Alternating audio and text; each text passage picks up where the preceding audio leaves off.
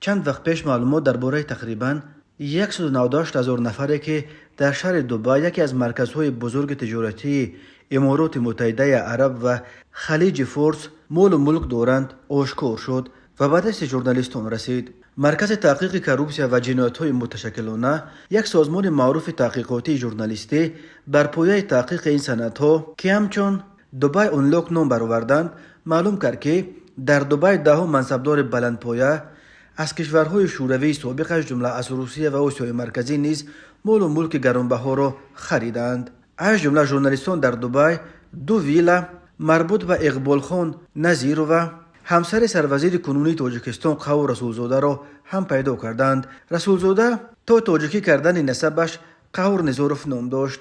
بنا به اطلاع نشر شده 2 ویلا اقبال خان نظیر و در محله میرواس سی دبی جوگیر شده، یکیش زیر $699,800 و دومیش $736,700 ارزش دارند. به این ترتیب ارزش عمومی ویلاهای همسر سروزیر تاجیکستان در دبی قریب $1.5 میلیون را تشکیل می‌دهد. منبع چنین درآمدی هنگفت همسر سروزیر معلوم نیست. اقبال خان نظیرova تا سال 2013 که شوهرش سروزیر تاجیکستان تعیین شد و آنها به دوشنبه کوچینند، مدیر قصر فرهنگ به نام رودکی در شهر خوجند بود.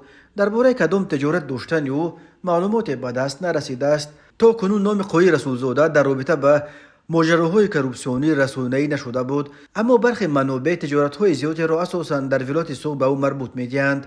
از جمله مهمانخانه چرخبته پارلمان در کوچه سیردریای شهر خوجند که ماه مارس سال 2018 در مراسم افتتاحش پرزیدنت تاجیکستان امامعلی رحمان اشتراک کرده بود، به داماد قوی رسولزاده مربوط دانسته می شود. داماد رسولزاده قبلا آوازخوان مشهور بود و در گروه وزیر همراه جانبک مراد هنرنمایی میکرد. تاجیکستان در عموم یکی از دولت‌های اعظم فساد زده به شمار رفته.